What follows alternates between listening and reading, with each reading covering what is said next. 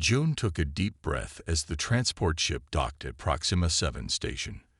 Through the viewport, the gleaming metal structure seemed to float against the backdrop of swirling nebula gases, purple, blue, and gold dust clouds that made Earth's sunsets look plain in comparison. His stomach fluttered with a mix of excitement and fear. After years of applications and tests, he was finally here, the first human accepted to the prestigious Galactic University. All passengers for final disembarkation, please gather your belongings, announced the ship's AI in multiple languages. Jun grabbed his single duffel bag and joined the line of various alien species moving toward the exit. Some had too many limbs to count, others seemed to float rather than walk, and a few looked almost human except for unusual skin colors or extra eyes. No one paid him much attention, which was both a relief and slightly disappointing. A holographic sign floated at the end of the arrival tunnel. Lui el so me, ni du estudiantes, Fugro CEE to housing assignment. The housing office was a large circular room with dozens of terminals. June approached an available kiosk and pressed his palm against the scanner. The screen lit up with his information. June Park, Human, Earth. Housing assignment. Residential Block D7, Room 312. Roommate, Nari of Tyrax. June's eyebrows rose. He hadn't expected a roommate, especially not on his first day. The university materials had mentioned private quarters for most students. He pressed the More Information button, but the screen only displayed a map to his new home. Following the glowing path on his portable terminal, Jun made his way through the station's winding corridors. Each section of Proxima 7 had its own gravity settings and atmospheric conditions to accommodate different species. In the human-compatible sections, the gravity felt slightly lighter than Earth's, making his steps bouncy and his bag feel feather-light. Room 312 had a standard entry panel. June pressed his palm against it, and the door slid open with a soft hiss. Inside, the living space was simple but comfortable. A small kitchen area, a study space with terminals, and a bathroom. What caught his attention immediately was that there was only one sleeping area, a single pod-like bed built into the wall. "Hello? Anyone here?" Jun called out. Movement came from the bathroom area, and a figure stepped into view. Jun tried not to stare, but it was difficult. His roommate stood about his height, but had skin that seemed to shimmer with an internal blue light. It wasn't just blue. It shifted in intensity and sometimes flashed with patches of deeper color. Her features were humanoid, with 2 arms, 2 legs, and a face with recognizable features. But everything seemed slightly elongated and more angular than human proportions. "You are the Earth student," she said. Her voice had an unusual musical quality, like each word carried multiple tones. "Yes, I'm June. You must be Nari." She nodded once, a sharp movement. "I am Nari of House Lilith, Syrax Eastern Continent." There was an awkward pause as they looked at each other. June wasn't sure of the proper greeting protocol. He defaulted to a small bow, something between respectful and casual. "I noticed there's only one sleep area," he said, gesturing toward the pod. Nari's skin pulsed briefly with a brighter blue. "Yes, this is standard. I can request separate accommodations," Jun offered, setting down his bag. "On Earth, unrelated adults don't typically share sleeping quarters." "That would be inappropriate," Nari replied, her tone firm. "Among my people, roommates share sleeping quarters. It is our way." Jun hesitated. He didn't want to offend his new roommate on the first day, especially when he knew nothing about Syraxian customs. Was this normal for all species at the university? The orientation materials hadn't mentioned anything about shared sleeping arrangements. "I understand," he said, though he didn't really. "I want to respect your customs." Nari nodded again, seemingly satisfied. The university pairs species with compatible atmospheric and temperature requirements. Our biologies are similar enough for shared quarters. They spent the afternoon unpacking and setting up their study areas. June tried to make conversation, asking about Xerax and what subjects Neri was studying. Her answers were brief and formal. She was studying quantum engineering, and yes, Xerax had 3 moons, and no, she had not met a human before. When the station's lights dimmed to simulate night, June found himself facing the sleeping situation he'd been dreading all day. The pod was slightly larger than a standard Earth bed, with a curved, transparent cover that could close over it. The sleep cycle lasts 8 hours, Neri explained as she pressed a panel that made the pod's cover retract. The temperature and humidity will adjust to our combined preferences. June changed into his sleek clothes in the bathroom, wondering if this was all an elaborate prank on the new human student. When he returned, Neri was already in the pod, wearing what looked like a thin bodysuit that covered her from neck to ankles, but left her shimmering arms exposed. Reluctantly, June slid into the pod beside her, maintaining as much distance as possible in the confined space. The surface was surprisingly comfortable, molding to his body. "Good night," he said awkwardly. "May the stars bring you peaceful thoughts," Neri replied formally. As the pod's cover closed over them, June lay stiffly on his back, trying not to move. The pod emitted a soft glow that reminded him of night lights from his childhood. Beside him, Neri's skin had dimmed to a gentle pulse that matched what seemed to be her breathing rhythm. Despite his discomfort with the situation, June found himself fascinated by the alien lying next to him. In the dim light, he noticed small patterns across her skin, swirls and dots that shifted with her pulse. Just as he was finally relaxing, he saw Neri wince slightly as she adjusted her position. A flash of brighter blue rippled across her shoulder blades where they pressed against the pod's surface. She made a small sound, almost inaudible, but June recognized pain when he heard it. Pretending not to notice, he closed his eyes. Whatever was happening, he would need to learn more about his roommate and her species. This was just day 1 of his galactic education, and already nothing was what he had expected. 3 weeks into the semester, June had established a routine at Galactic University. His classes challenged him in ways Earth education never had, but he enjoyed the mental exercise. Quantum physics for non-quantum species was particularly difficult, requiring him to understand concepts that seemed to contradict everything he knew about reality. Still, he was making friends, a gelatinous Morian named Dak, who shared his interest in music, and a pair of twin Centaurians who found human jokes hilarious for reasons June couldn't understand. But his roommate situation remained awkward. Every night, June and Neri climbed into their shared sleep pod without discussing the arrangement. And every night, June noticed the same thing. Neri was in pain. She never complained. In fact, she barely spoke about personal matters at all. But June observed how she shifted throughout the night, sometimes making small sounds when she thought he was asleep. Sometimes her skin would flash with bright patches of indigo, which June had learned indicated discomfort in Xeraxians. One evening, as they studied separately at their terminals, June decided to approach the subject indirectly. "Neri, I'm doing a report on different species' physiological requirements. Could you tell me more about Xeraxian biology?" Her skin pulsed with a quick pattern of light. Surprise, perhaps. "What aspects interest you?" she asked, still looking at her terminal. "Sleep requirements, physical comfort factors, that kind of thing," June replied casually. Neri turned to face him, her large eyes narrowing slightly. "There are research materials available in the database. Xeraxian physiology is well documented."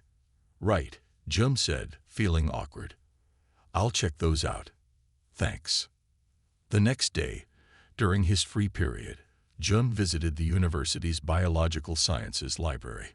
The terminal recognized his student ID and offered assistance. "I need information on Xeraxian physiology," June said, "particularly skeletal structure and comfort requirements." The screen filled with diagrams of Xeraxian anatomy. Unlike humans, Xeraxians had a semi-rigid structure along their back, not quite an exoskeleton, but a series of sensitive nerve clusters protected by hardened tissue that ran along their spine and across their shoulder blades.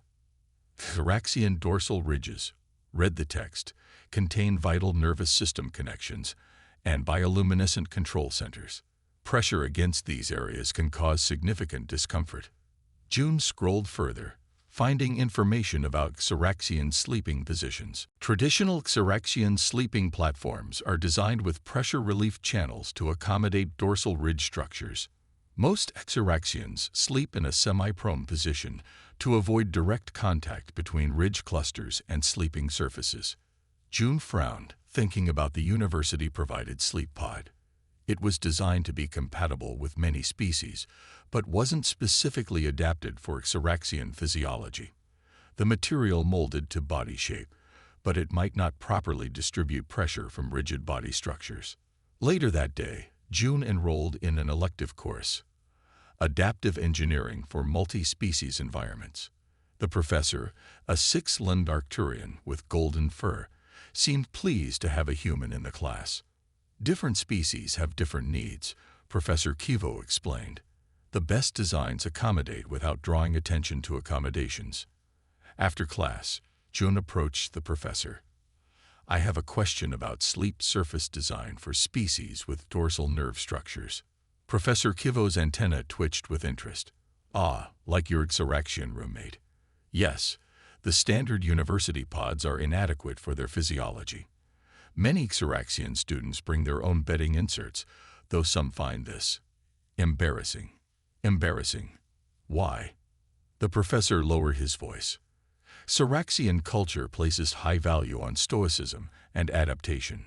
Requesting special accommodations is considered a sign of weakness. Many would rather endure discomfort than admit they have different needs. That night, June watched more carefully as Neri prepared for bed. She took something from her personal storage compartment, a small device that she pressed against her neck. A soft hiss followed, and she quickly put the device away when she noticed June watching. Are those pain suppressants? June asked directly. Neri's skin flickered with rapid pulses of dark blue. That is not your concern. The university pods aren't designed for thoracian dorsal ridges, June continued. There are modifications that could help. Neri turned away. I am perfectly adapted to these accommodations. You're in pain every night, June said softly. I've noticed. Humans should mind their own biological concerns, Neri replied sharply, but her voice wavered slightly. For the next week, June spent his free time in the university's fabrication lab.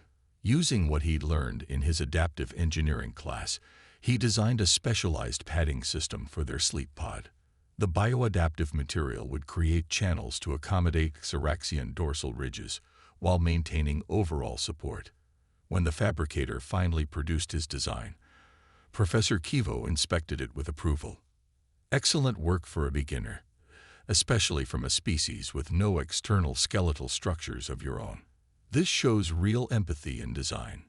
June carried the padding back to their room, feeling nervous about how Neri would react. When she entered and saw him installing the new system in their sleep pod, her skin flashed with such bright blue, it almost hurt his eyes to look at her. What are you doing?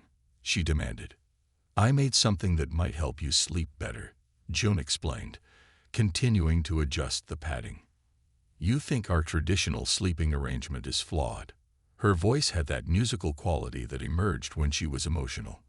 I think you're in pain, June said simply. And humans don't like seeing others suffer when we can help. It's not about tradition. It's about comfort. Neri stood very still, her luminescence dimming to an unusual flat shade of blue. You don't understand. Then help me understand, June said, sitting on the edge of the pod. After a long pause, Neri spoke in a quieter voice than he'd ever heard from her. There is no tradition of sharing sleep pods. What? June was confused. My scholarship covers tuition and basic living expenses, but not the cost of a private room or a second sleep pod. Her skin pulsed with slow waves of darker blue. On my world, admitting inability to provide for oneself is deeply shameful. I would rather endure physical discomfort than the shame of admitting financial limitations. June nodded slowly, beginning to understand. On Earth, we have a saying, pride comes before a fall. It means sometimes our pride can hurt us more than the thing we're afraid of. Perhaps humans and Syraxians are not so different in this way, Nari admitted. She approached the pod and ran her slender fingers over the new padding. This is thoughtful. No one has ever created something specifically for my comfort before. That night, when they settled into the sleep pod, June noticed immediately that Nari's positioning was different. Instead of lying stiffly, as she had for weeks, she allowed her body to settle into the channels he had designed. Her skin glowed with a soft, steady blue that June had never seen before. "Is it better?" he asked. "Yes," she said simply, and for the first time since they'd met, she added, "Thank you, June of Earth." June sat in the university cafeteria surrounded by students of 20 different species. He was sketching ideas for an improved version of the sleep pod insert while eating something that resembled blue noodles but tasted like cinnamon. His first design had worked well for Nari's comfort, but he thought he could make it better. "What are you working on?" asked Dak, his Morian friend whose transparent body rippled as he settled into the seat across from June. "Just some modifications to help my roommate sleep better," June replied, turning his tablet so Dak could see. Dak's internal organs shifted in what June had learned was interest. "That looks like a Syraxian comfort design. Are you helping Nari?" "You know her. Everyone knows who she is. One of the top engineering students on the station." "Very proud, very private." Dak's voice bubbled slightly. "Syraxians rarely accept help, especially from other species." June shrugged. She didn't have much choice. "We share a sleep pod." A passing Centaurian stopped abruptly, their dual-facing heads both turning toward June. "You created adaptive bedding for Syraxian. May we see your design?" Before June could answer, 3 more students had gathered around his table. A tall, insectoid Karvak leaned over his shoulder to study the tablet. "This pressure distribution is quite clever," the Karvak clicked. "Human engineering has interesting perspectives." "It's nothing special," Jum said, feeling uncomfortable with the attention. "Just trying to help my roommate." "My sibling has the same problem," said the Centaurian. "The university pods are designed for the most common species. Those of us with exoskeletons or ridge structures often suffer in silence." When June returned to his room that evening, he found Nari working intensely at her terminal. Multiple holographic displays floated around her, filled with complex engineering schematics. Her fingers moved rapidly through the projections, adjusting values and rotating models. "What are you working on?" June asked, setting down his bag. Nari's skin pulsed with brief surprise, then settled back to its normal glow. "Improvements to your design," she said without looking away from her work. June moved closer, curious. On the main display was his sleep pod insert, but significantly modified. The channels were more precisely shaped, and there appeared to be adaptive sensors embedded in the material. "You've been busy," he said, impressed. "Your concept was functional but inefficient," Nari replied, though her tone lacked its usual sharpness. "The pressure distribution can be optimized with proper mapping of neural response points." June smiled. Coming from Nari, this was practically a compliment. "Can I help?" Nari finally turned to look at him. Her large eyes studied his face for a moment before she moved aside, making room at the terminal. "You understand the concept.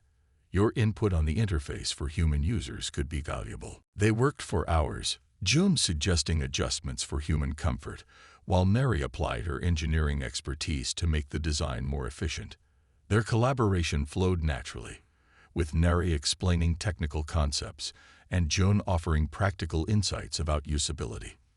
"Why are you helping me with this?" Nari asked suddenly, her fingers pausing over the display. "You had already created a functional solution for our shared sleeping arrangement." June thought for a moment. Because I like solving problems, and because no one should have to be in pain if there's a way to fix it. Is this common among humans? Not always, but it's something we value, making things better, helping others. Joan gestured at the design they were creating. Plus, this is interesting. I'm learning a lot about Xeraxian physiology and engineering principles. Nari's skin rippled with a pattern Joan hadn't seen before, soft waves of light that seemed to flow from her core outward. What does that mean? June asked, pointing to her skin. That light pattern. For the first time, Nari seemed embarrassed. It is appreciation, a personal expression, not meant for public display. Sorry, I didn't mean to. It is acceptable, she interrupted. We are roommates. Such observations are natural. The next morning, Professor Kivo caught June after class. I've heard about your collaborative project with the Xeraxian student, he said, his golden fur rippling with excitement. Several students have approached me about similar adaptive designs. It's really just for our room, June explained. Perhaps not anymore, the professor replied. The accommodation office has requested a meeting with you and Nari. There are many students who could benefit from your innovation. When June told Nari about the meeting, he expected resistance. Instead, her skin pulsed with bright, quick flashes that he had come to recognize as excitement. This is an opportunity, she said, gathering her design tablets. The university has inadequate accommodations for 17 different species classifications. Our solution could be widely applied. Our solution? June asked, surprised by her inclusive language. Nari paused, her skin dimming slightly. Is that not correct? We developed it together. No, that's right, June said quickly. I just didn't expect you to see it that way. Xeraxians value innovation and efficiency, she stated. Your initial concept was innovative. My improvements made it efficient. The combination is superior to either individual contribution. The accommodation office was run by a large amorphous being named Director Flom, who could reshape their body to experience the comfort needs of any species. They listened intently as Neri explained the technical specifications of their design, while June described the practical benefits. Most interesting, Director Flom said, their voice emerging from a temporarily formed speech organ. The university has long recognized the inadequacy of standard sleep pods for certain physiologies, but previous solutions were prohibitively expensive. Our design uses existing materials in more efficient configurations, Nari explained. The fabrication costs are minimal compared to replacing entire sleep systems. Director Flom extended a pseudopod to manipulate a display terminal. There are currently 342 students from species with dorsal or external nerve structures similar to Xeraxians. Another 217 have exoskeletal components that cause similar pressure point discomfort. June and Neri exchanged surprised looks. We would like to implement your design across affected dormitories, the director continued, with appropriate compensation for the innovation, of course. As they left the meeting, June felt a strange mix of excitement and disbelief. What had started as a simple desire to help his roommate had somehow turned into a university-wide project. I didn't expect this, he admitted as they walked back to their room. Humans lack foresight, Neri said, but June could tell from her skin patterns that she was teasing him. You solved the problem in front of you without seeing the broader applications. And Xeraxians. We see patterns and connections. Your solution for one becomes our solution for many. Her skin glowed with that wave-like pattern of appreciation again. Perhaps this is why our species work well together. That night, as they settled into their now perfectly comfortable sleep pod, June realized something had fundamentally changed between them. They were no longer just awkward roommates tolerating each other's presence. They had become partners in something meaningful. Nari, he asked softly in the darkness. Yes. I'm glad the university assigned us as roommates. Her skin pulsed once, a soft blue glow that filled their small room. As am I, June of Earth. As am I. The university was buzzing with excitement about the new adaptive sleep systems. In just 2 weeks, June and Neri's design had been installed in over 100 dormitory rooms. Students with exoskeletons, dorsal ridges, and other non-standard physiologies were experiencing comfortable sleep for the first time since arriving at Galactic University. June walked through the common area, still surprised when students he didn't know nodded in recognition or stopped him to express thanks. A tall Mantisian student approached him, her insectoid form bending slightly to meet his eye level. "You are the human who helped design the new bedding systems?" she asked, her mandibles clicking softly. "Yes, but my roommate Neri did most of the technical work," June explained. "For 6 cycles I have slept poorly, affecting my studies," the Mantisian said. "Last night I slept deeply for the first time. My people do not forget such kindness." Before June could respond, the Mantisian pressed a small, intricately carved object into his hand and walked away. Looking down, he saw what appeared to be a wristband made from a pearlescent material. "That's a Mantisian friendship token," said Dak, appearing beside him with a soft ripple of his gelatinous form. "Very rare for them to give to non-Mantisians." "I was just trying to help my roommate," June said, carefully placing the band on his wrist. "You've done much more," Dak replied.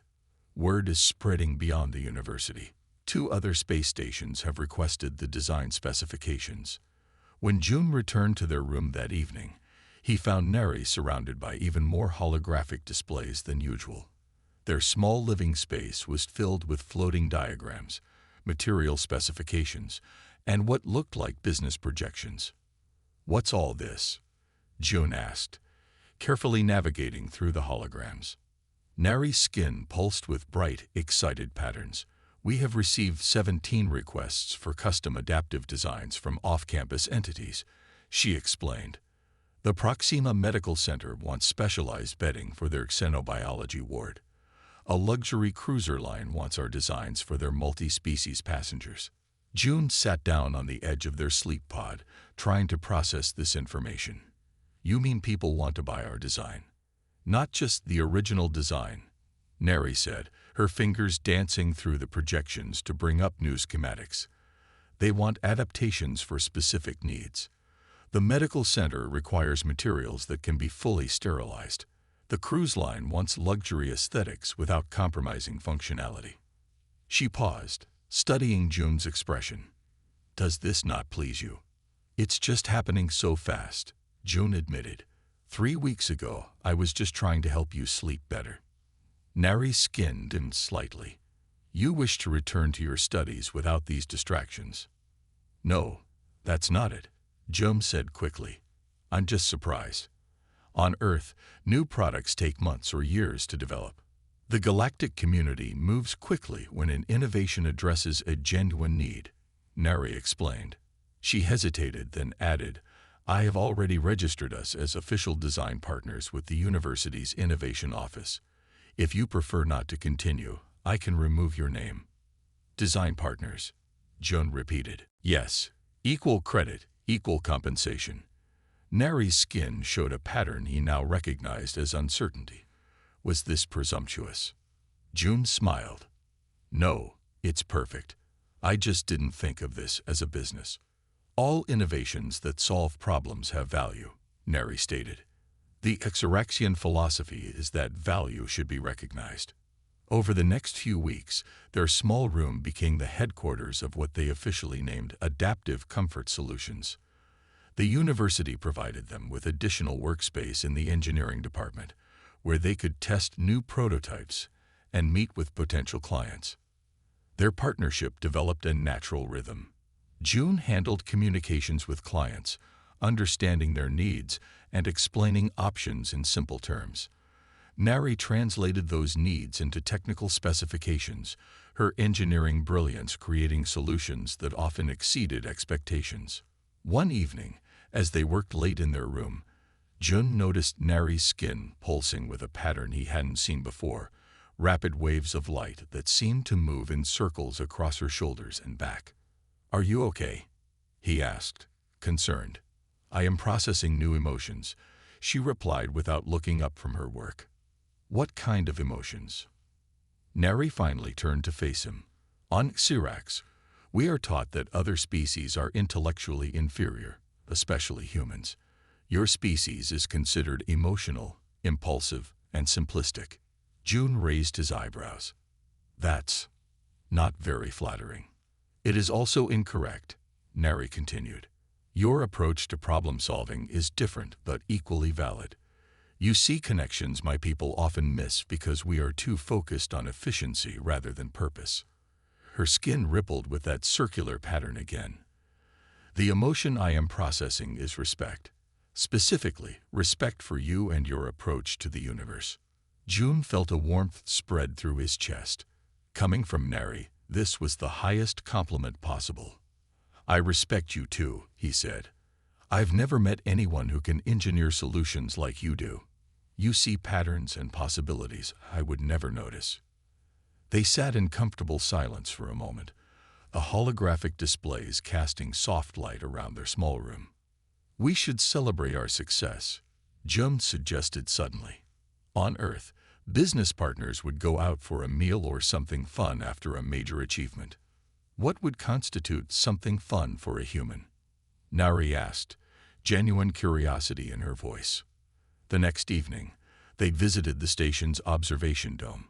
The large transparent structure offered spectacular views of the surrounding space, with comfortable seating areas designed for multiple species. June had brought foods from the international market, safe options for both human and Tyraxian consumption. They sat side by side, watching the swirling colors of the nearby nebula as small ships moved through the darkness like fireflies. The universe looks different from here, Jum said, taking a bite of something sweet and tangy. You mean from Proxima 7, rather than Earth? Nari asked. No, I mean from beside you, Jun replied. 6 months ago, I knew humans were alone in being exactly like us. Now I see we're just one way of being in a vast spectrum of possibilities. Nari's skin glowed with a new pattern, slow, gentle waves that seemed to pulse in rhythm with the distant starlight. Humans are strange, she said, but her tone carried no judgment. Your species prioritizes connection over efficiency. This is not logical. Maybe not, Jun agreed, smiling, but it works for us.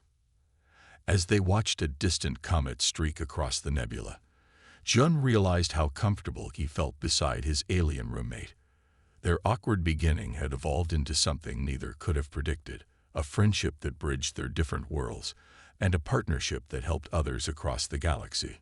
I never expected to find a friend like you here, Jun said quietly. Nari's skin glowed brighter in the darkened dome.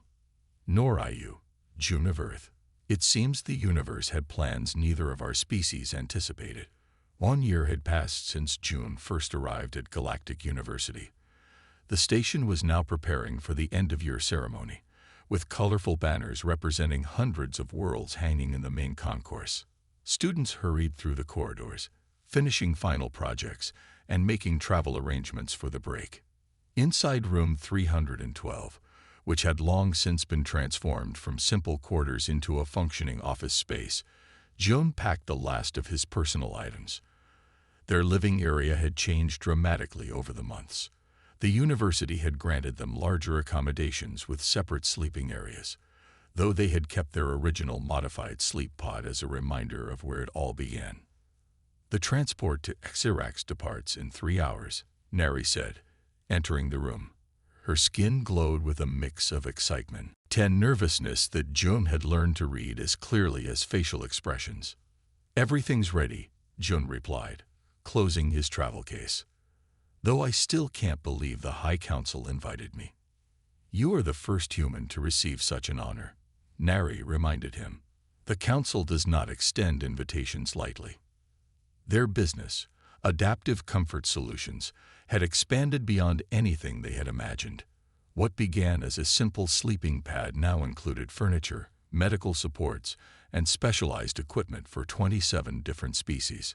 Their designs were used in 3 major space stations, 2 interstellar hospitals, and the flagship vessels of 4 different species fleets.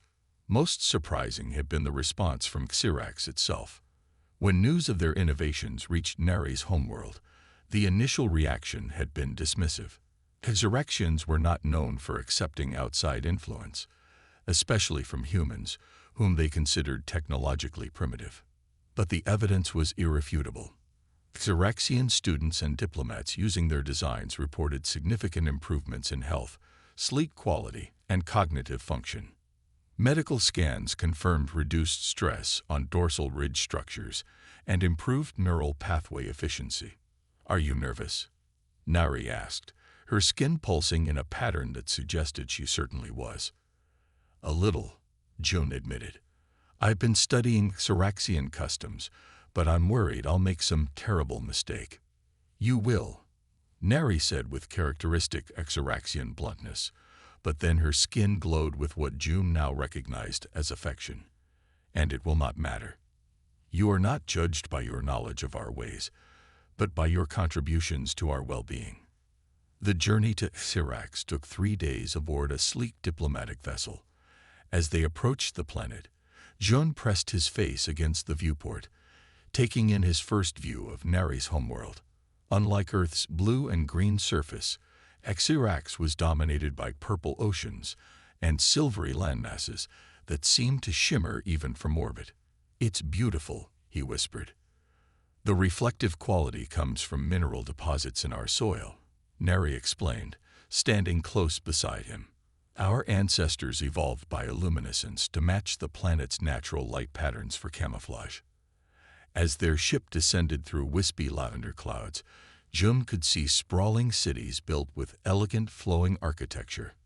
Buildings seemed to grow from the landscape rather than being placed upon it, with curves and spirals instead of the angular structures humans preferred. The landing pad was crowded with Xeraxians, their skin glowing in patterns that created a rippling effect across the gathered crowd. June noticed they maintained careful distance from each other. Xeraxian culture valued personal space highly. "They are curious about you," Nari said as they prepared to disembark. "Many have never seen a human in person. Will they be offended if I can't read their skin patterns?" June asked, suddenly worried. "They know you cannot," Nari assured him. "They will use verbal communication for your benefit." The Xeraxian High Council chamber was an enormous dome with 7 elevated platforms arranged in a circle. Each platform held a single Xeraxian elder, their skin patterns more complex and subtle than any June had seen before. The room was filled with a soft, ambient light that seemed to emanate from the walls themselves. "Nari of House Lilith," announced a melodic voice, "and June Park of Earth. The Council welcomes you." June followed Nari's lead, bowing at precisely the angle she had taught him. When he straightened, he saw the council members' skin patterns shifting in what he hoped was approval. "Your adaptive designs have reached every corner of our world," said the central council member, an elderly Xeraxian with silver-blue skin. "For generations, our people have suffered discomfort in silence, believing it was the natural state of things." Another council member continued, "Our medical practitioners report a 17% reduction in dorsal ridge inflammation among those using your designs.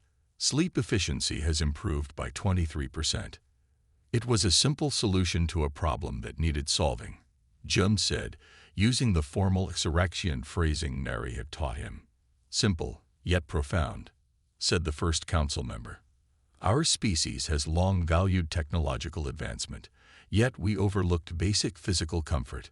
It took a human perspective to see what we had missed." After the formal council meeting came a reception, where June met dozens of Xeraxian scientists, engineers, and medical practitioners. Many shared stories of how the adaptive designs had improved lives, especially for the elderly and those with physical injuries. An older Xeraxian approached them, his skin pulsing with gentle waves that June couldn't interpret. When he spoke, his voice carried the musical tones of deep emotion. "My daughter has a rare condition affecting her dorsal ridge development," he said. "For 12 years, she has slept in pain. Now she sleeps peacefully. There is no greater gift you could have given our family." Later that evening, June and Neri stood on a balcony overlooking the capital city. The Exaraxian night was stunning. The silvery landscape reflected the light of 3 moons, while the buildings glowed with subtle bioluminescence that mirrored the patterns on Exaraxian skin. "Your people have been kinder than I expected," June admitted. "Exaraxians value solutions," Neri replied. "Your human approach solved a problem we didn't recognize. This challenges our perception of humans, which is uncomfortable but necessary." "What happens next?" June asked. Their first year at university was ending, and they had received offers from companies across the galaxy. Neri's skin glowed with a pattern June had never seen before, complex, beautiful swirls that seemed to dance across her form. "The Council has proposed establishing an interspecies comfort institute here on Xerax," she said. "They want us to lead it. Researchers from dozens of worlds studying how different species can better accommodate each other's physical needs." "Us," June echoed, surprised. "They want a human on Xerax permanently." "They want you, specifically," Neri corrected. "The human who saw beyond his own species' needs to help another. The Council believes this perspective is valuable." June looked out over the alien landscape, so different from Earth yet somehow beginning to feel familiar. "I came to Galactic University to learn about other species," he said thoughtfully. "I never expected to help change how they live." Neri's skin pulsed with what he now knew was contentment. "And I never expected to share my life with a human who would change my world by simply noticing my discomfort." She turned to face him directly. "Small kindnesses sometimes create the largest changes." As they stood together under the 3 moons of Xerax, June thought about the strange journey that had brought him here. From an awkward first night sharing a sleep pod with an alien roommate to helping transform comfort standards across the galaxy.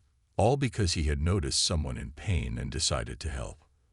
"I think I'd like that," June said finally. "To keep working together, seeing problems others miss, finding solutions that help." Neri's skin glowed with the brightness that meant true happiness in her species. "Then we shall continue our connection, June of Earth. Your world and mine, bridged by understanding."